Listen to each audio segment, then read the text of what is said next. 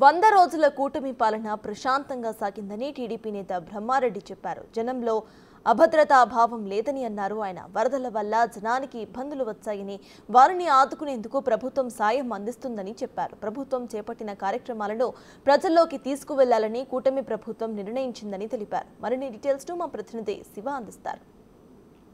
100 రోజుల పరిపాలనకు సంబంధించి కూడా టీడీపీ, జనసేన, బీజేపీ నేతలతో కూటమి సభ్యుల సమావేశాలు. ప్రస్తుతం మాచల్ ఎమ్మెల్యే జోలకంటి బ్రహ్మారెడ్డి ఉన్నారు.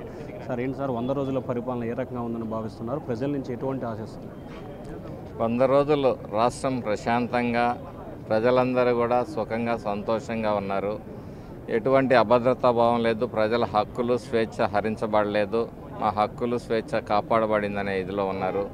మరి దురదృష్టవశాత్తు మధ్యలో కొంచెం ఈ వరదలు రావటం, ఇవన్నీ కూడా ఆ రోజు కూడా మరి తెలుగుదేశం పార్టీ కానీ, జనసేన, ఎన్డీఏ కూటమి నాయకులు మరి ప్రజలకు ఏ విధంగా దగ్గరుండి సహాయ సహకారాలు అందించారు అనేది ఒకటే. ప్రభుత్వం కూడా ఈరోజు క్యాబినెట్లో తీసుకున్న వారికి ఏ విధంగా కాంపెన్సేషన్ పే చేయాలనే విషయాల గురించి, అలాగే ఉమ్మడి ప్రభుత్వం భవిష్యత్తులో ఏ విధంగా నడవాలనేది, ఈ 100 రోజుల్లో మనం ఏవైతే మరి ప్రజలకి కార్యక్రమాలు అందించామో వాటిని ప్రజల్లోకి తీసుకెళ్లాలని, భవిష్యత్తులో కూడా మనం ఇచ్చిన ప్రతి హామీని కూడా నెరవేరుస్తామని చెప్పి ప్రజలకి చెప్పాల్సిందిగా, అలాగే ఎన్డీఏ కూటమి అభ్యర్థులందరూ కూడా పరస్పరం మరి పార్టీ కేడర్ అంతా కూడా పరస్పరం గౌరవించుకుంటూ ముందుకు సాగాలనే దిశ నిర్దేశం చేయడం జరిగింది. సార్, ప్రధానంగా చాలామంది వైసీపీ నుంచి టీడీపీలోకి, బీజేపీలోకి వచ్చేందుకు సిద్ధంగా ఉన్నారు. ఎట్లా తీసుకుంటారు దీన్ని?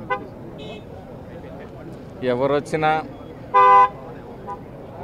మాకు మా పార్టీ విధానాలకి లోబడే రావాలి తప్పితే వైసీపీ విధానాలతో ముందుకు వచ్చిన వాళ్ళని ఎవరిని కూడా మేము యాక్సెప్ట్ చేసే పరిస్థితి ఉండరు. ఎవరు ఏ పార్టీ నుంచి వచ్చినా మా పార్టీ మా ఉమ్మడి సిద్ధాంతాన్ని, ప్రణాళికని, ఎజెండాని గౌరవించే వాళ్ళు మాత్రమే ఈ పార్టీలో ఉండగలుగుతారు. సార్, ఫైనల్గా జగన్మోహన్ రెడ్డికి సంబంధించి ప్రతి దాన్ని కూడా ఈ 100 రోజుల పాలన విమర్శలు చేస్తూ ఉన్నారు. దీన్ని ఏ రకంగా తీసుకుంటారు? ఇప్పుడు విమర్శలు చేస్తూ ఉన్నారు. ఈరోజు ప్రజలు ఈ రాష్ట్రంలో వరదలు వచ్చి ఇబ్బందుల్లో ఉంటే ఏ వైసీపీ నాయకుడు, ఏ వైసీపీ ఎమ్మెల్యే, ఏ మాజీ మంత్రి వచ్చి మరి ప్రజలకు అండగా ఉన్నాడు, ప్రజల పక్షాన మరి సహాయ సహకారాలు అందించాడు? జగన్మోహన్ రెడ్డి వచ్చాడు, మరి 5 సంవత్సరాలు ముఖ్యమంత్రిగా చేసిన వ్యక్తి 1 కోటి రూపాయలు అనౌన్స్ చేశాడు, పోయాడు. ఆ కోటి ఎవరికి చెందినయో, మరి ఏం ఖర్చు పెట్టారో కూడా తెలియని పరిస్థితి. ప్రజల పట్ల బాధ్యత లేని, మరి అధికారం ఉంటే బాధ్యత ఉంది, ప్రతిపక్షంలో ఉంటే మాకు బాధ్యత లేని వ్యవహరించే అలాంటి పార్టీ నాయకుల విమర్శల్ని పట్టించుకోవాల్సిన అవసరం లేదని ఈరోజు ప్రజలు భావిస్తున్నారు.